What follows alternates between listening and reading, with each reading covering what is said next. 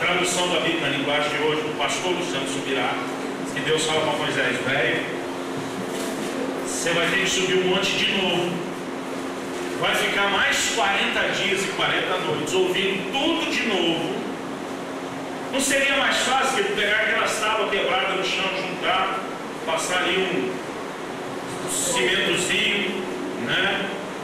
Durepox talvez, para juntar as partes, ou simplesmente fazer a tábua nova e copiar da velha para a nova ali embaixo? Deus disse: cada vez que nós erramos, no meio de um estágio onde Deus está tratando conosco, normalmente nós vamos voltar lá no início do estágio e vamos começar tudo de novo. Se você bombou na escola por causa das matérias do último trimestre, você não pode fazer só o último trimestre, você repete o ano todo. Eu diria que no reino de Deus não é muito diferente. Algumas consequências que vêm depois dos nossos erros, e nós precisamos ter agora a maturidade de aceitar e saber lidar com as consequências. Outro dia um irmão me procura, e ele, encorajado por uma palavra que recebeu sobre perdão, sobre restauração, sobre conserto do lar, ele decidiu abrir com a esposa tudo o que tinha escondido na sua vida. E daí ele me procura aborrecido. O pastor, minha mulher, me botou para dormir no sofá na sala, reclamando, como se ela tivesse errado em fazer isso. Eu falei: bem feito, tomara que ela te deixe lá um meio ano. E ele olhou: misericórdia, pastor, achei que o senhor ia ficar do meu lado. Eu falei: querido, eu louvo a Deus que Deus te perdoou. Eu falei: mas você foi um safado, um traíra, né? E agora a pessoa precisa estar com o coração para você como se nada tivesse acontecido. Eu falei: você vai aceitar as consequências, você vai reconquistar essa mulher, você vai mostrar para ela que agora você é homem de Deus, que agora você é uma outra pessoa. E tem gente que quer lidar com os erros sem ter que lidar com consequências. A maior decepção que eu tive no ministério foi uma pessoa que era o líder de louvor de uma das igrejas que eu pastorei. Ele caiu em adultério, numa situação assim que foi muito difícil, muito dolorida para todo mundo, para a mulher, para a família, para a igreja. Mas eu lembro que nós tomamos a decisão. Ele nos procurou, confessou o pecado, pediu perdão, fez mesmo com a esposa, foi à frente da igreja. Mas obviamente nós o colocamos em disciplina. Uns 6 meses depois do ocorrido, um irmão da igreja me procura para interceder por ele. Ele disse: pastor, faz 6 meses que fulano está no banco. Eu falei: sim. E daí? Pastor, já não acha que já não puniu ele o suficiente? Eu falei: querido, você acha que o que nós estamos fazendo é uma punição? Se não é punição, é o quê? Eu falei: querido, Deus perdoou nosso irmão. Nós, os pastores, o perdoamos quando ele nos procurou. Eu sou testemunho de que a esposa o perdoou e decidiu lutar por esse casamento.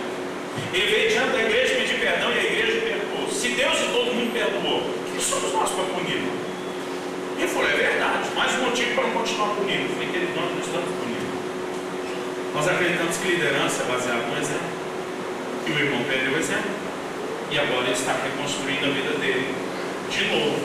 E precisa de tempo para deixar o rastro de exemplo novamente. E para aquele irmão que nós nunca desistimos dele, houve um momento que, por dificuldade financeira, ele mudou para outro estado. Assim que eu pude, trouxe de novo. Está conosco na nossa equipe ministerial até hoje, mesmo em outra cidade.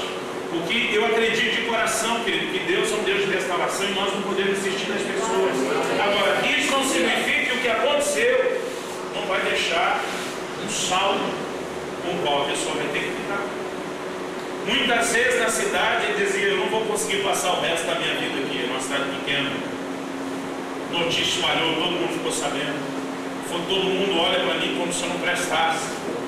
Eu falei: irmão, você acha que estão errados?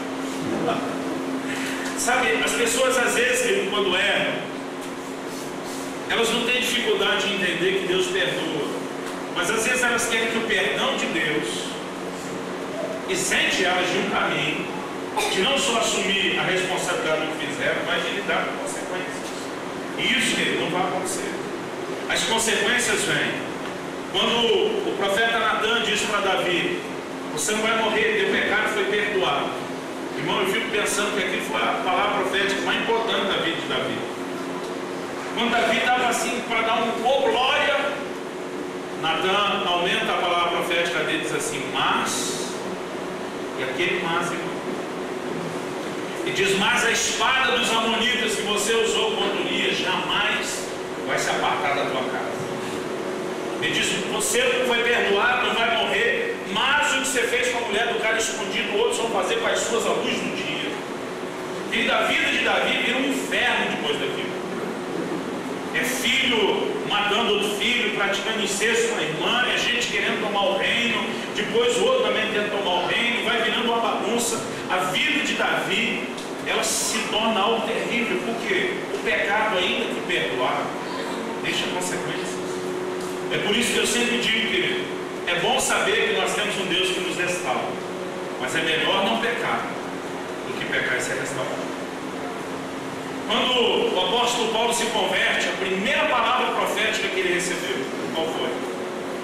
Ananias chega para ele e diz assim, assim te diz o Senhor, eu lhe mostrarei o quanto importa sofrer pelo meu nome. Na tradução da Bíblia, na linguagem do pastor Santo Subirá, Deus diz para Saulo o seguinte, aí negão, tu pisou na minha igreja, agora você vai ver o que é bom, vai colher tudo que você plantou. Durante toda a vida dele, eu brinco que Saulo, Paulo tinha o dom do para-raio. Aonde ele ia, parece que caía tudo em cima dele. Era confusão, encrenca, perseguição.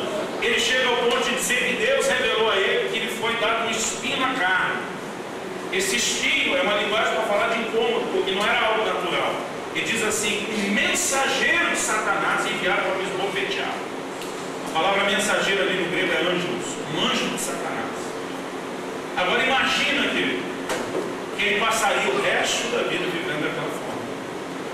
Porque nós não podemos esquecer que muita coisa que plantamos deixa um saldo de consequências. E nós temos que ter a maturidade de encarar com elas. O fato de que essas consequências perduram não significa que Deus não está te restaurando. Mas a restauração de Deus não vai suprimir todas as consequências daquilo que nós fizemos. Ninguém mais está dizendo amém. Em terceiro lugar, eu preciso correr e terminar. Em terceiro lugar, nós vemos aqui Deus dizendo a Moisés que tem que praticar restituição. No capítulo 34, Deus diz ainda no versículo 1, lavra 2 tábuas de pedra como as primeiras. Esse princípio, querido, é o princípio de restituição. Deus sempre trabalhou com o princípio de restituição. Estragou algo, vai indenizar. Quebrou, conserta. Roubou, devolve. Produziu dano, paga. E aí Deus diz para Moisés o seguinte, você quebrou as primeiras tábuas que eu dei.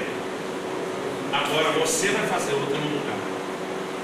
Então, em primeiro lugar, estamos falando de assumir a responsabilidade. Em segundo, estamos falando de aceitar consequências. E agora, em terceiro, praticar restituição. Você pode dizer amém? Amém. Quando Jesus vai à casa de Zaqueu, Zaqueu faz uma afirmação e diz, Senhor, eu vou dar metade dos meus bens para os pobres. E diz, e se alguma coisa eu defraudei, eu lesei alguém, eu vou restituir 4 vezes mais. Porque as leis de restituição do Velho Testamento determinavam, tinha situações de restituir 5, às vezes 7 vezes mais. Ele falou, eu vou restituir 4 vezes mais. Quando ele fala, vou restituir, Jesus olha para ele e diz, hoje chegou salvação essa casa.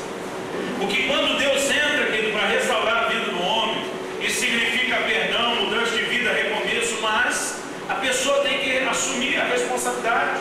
Ele está dizendo, se fui eu que lesei, eu vou assumir.